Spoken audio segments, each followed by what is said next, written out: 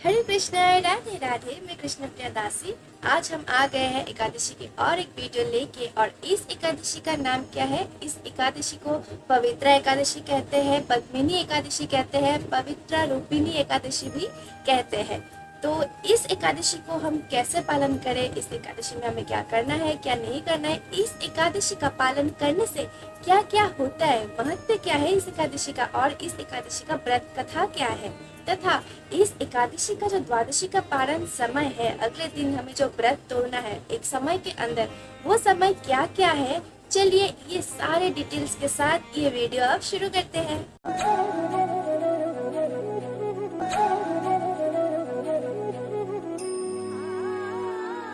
महाराज युधिष्ठिर श्री कृष्ण से पूछते हैं कि हे प्रभु, सावन महीने की जो शुक्ल पक्ष का जो एकादशी आता है, इस एकादशी का नाम क्या है तथा इस एकादशी का व्रत कथा महत्व क्या है, आप कृपया वर्णन करिए। तो हमारे श्री कृष्ण उत्तर देते हुए कहते हैं कि हे राजन, ये एकादशी अत्यंत पवित्र, अत्यंत पाप हारिणी, जो पापों का हरण कर लेते हैं, ये एकादशी है।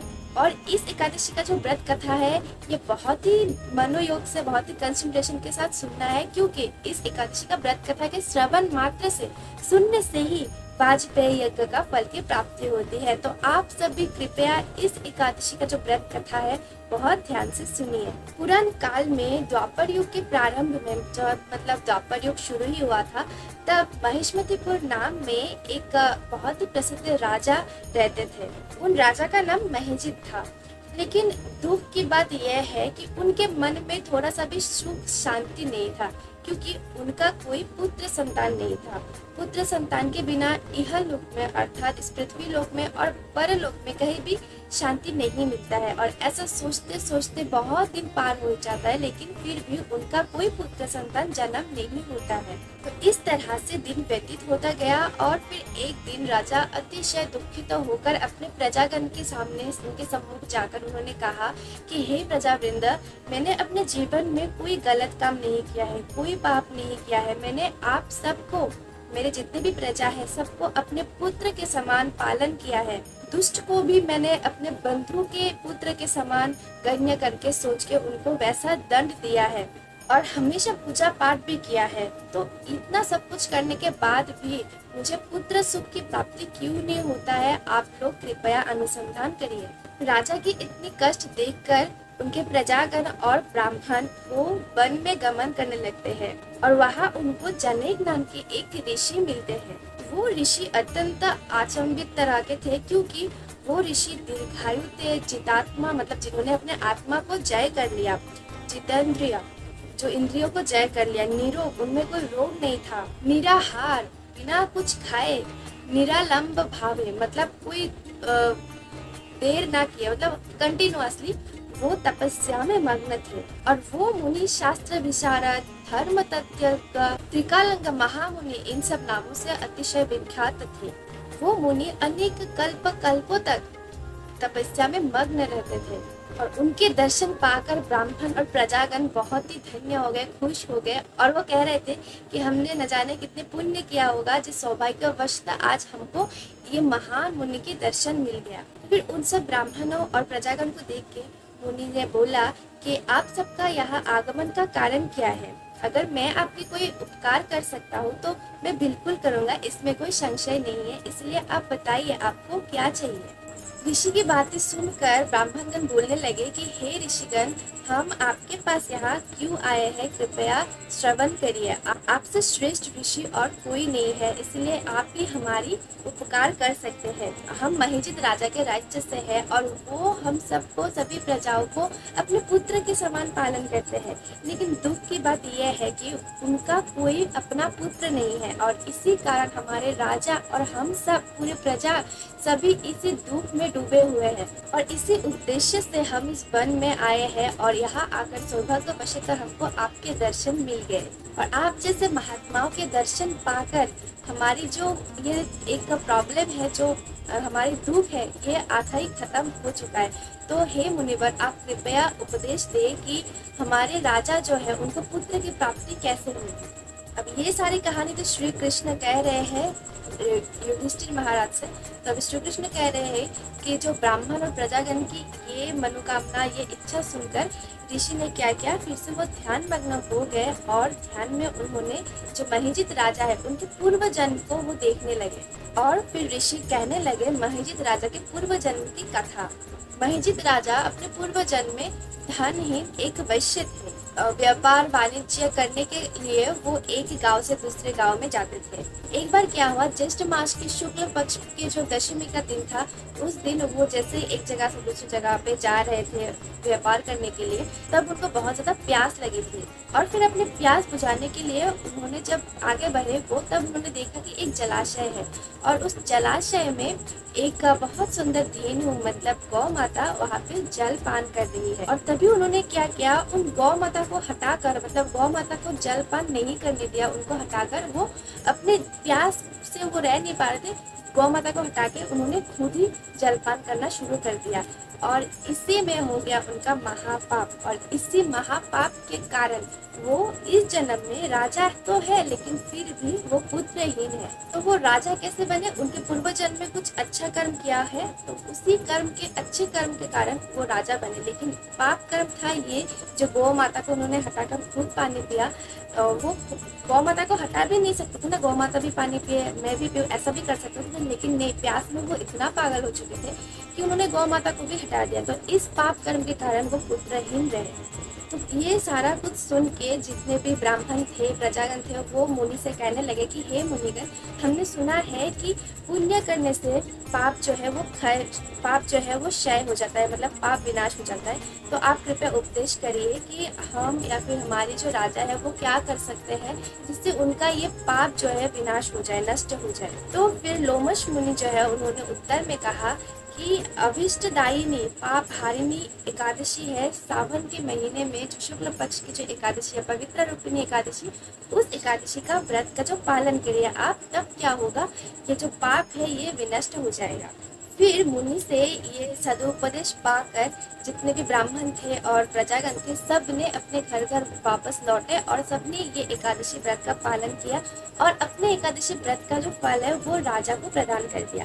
तो ऐसा भी होता है कि हम कुछ करते हैं, तो मतलब ये कोई व्रत पालन करते हैं, कुछ अच्छा कर्म करते हैं, तो उस कर्म का फल हम किसी को प्रदान कर सकते हैं, उसकी भलाई के लिए हम कर सकते हैं। हम जब व्रत तोड़ेंगे या फिर जब व्रत का संकल्प लेंगे, तब हम प्रभु को कह सकते हैं कि ये व्रत मैं इस इंसान के लिए या फिर इस कर्म के लिए रख रहा हूँ प्रभु, तो आप कृपया मेरे इस व्रत का जो फल है ये मैं उसको प्रदान करता हूँ, ऐसे हम प्रदान कर सकते हैं। और फिर इस व्रत के प्रभाव के कारण राजा की जो ये एक पुत्रहीनता का एक पाप चल रहा था, जब जिसके कारण उनको पुत्र की प्राप्ति नहीं हुई थी, ये पाप विनष्ट हो गया और कुछ समय में ही उनकी जो रानी है वो गर्भवती हुई और उनके घर अत्यंत सुश्री, बहुत सुंदर, बहुत अच्छा एक पुत्र संतान की जन्म हुआ।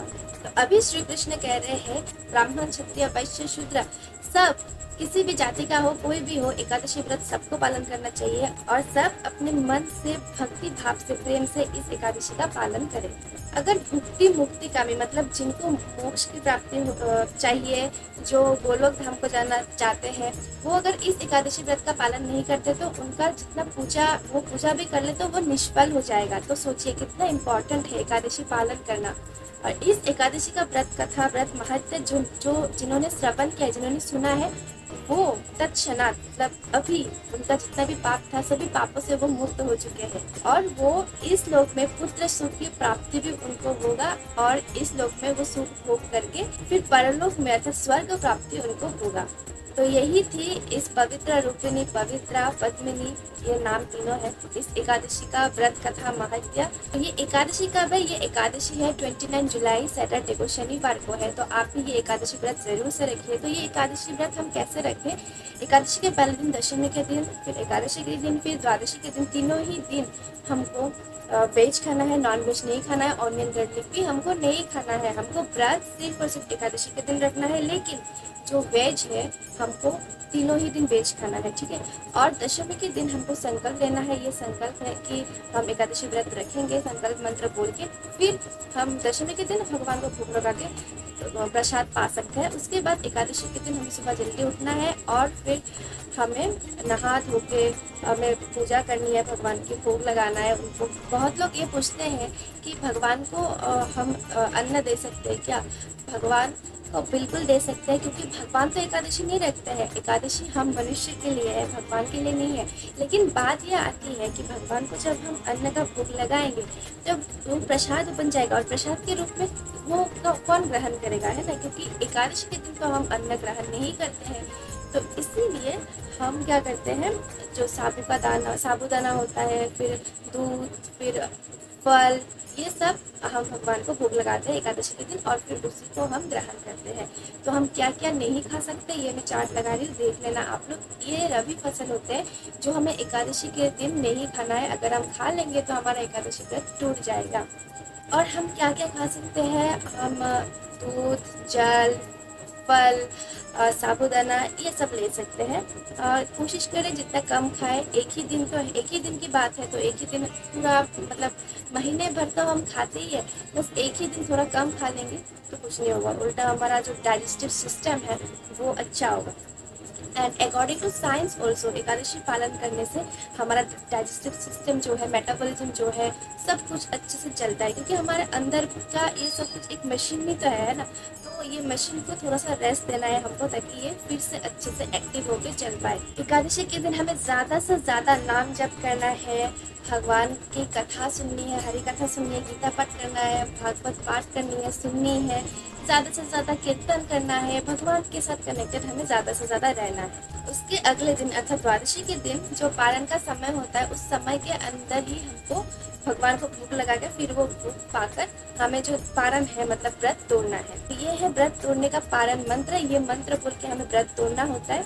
तो हम द्वादशी में क्या क्या भोग लगा सकते हैं? हम द्वादशी में अन्न का भोग लगा सकते हैं, क्योंकि हम व्रत तोड़ रहे हैं, तो इसलिए हम अन्न ग्रहण करके ही हम व्रत तोड़ेंगे। तो अब चलिए देखते हैं अलग अलग स्थानों का क्या क्या समय होता है, एकादशी का जो व्रत तोड़ने का समय है वो क्या क्या है।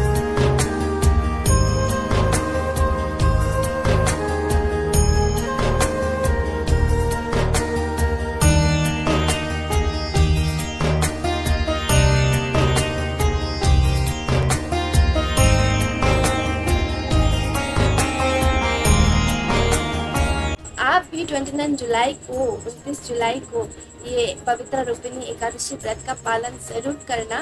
कोई डाउट्स हो तो कमेंट में बोलना, मैं ज़रूर रिप्लाई करूँगी। और अगर आपने मेरा जर्नी का वीडियो नहीं देखा कि मैं कैसे कृष्ण भक्ति में आई हूँ, मेरी कहानी क्या है, तो ज़रूर देखना। ये वीडियो मैंने अपलोड कर दी है, लिंक आपको डिस्क्रिप्शन बॉक्स में मिल जाएगा। तो आज के लिए इतना ही, मिलते हैं नेक्स्ट वीडियो में। हरे कृष्ण, राधे राधे, चैनल ज़रूर से करना।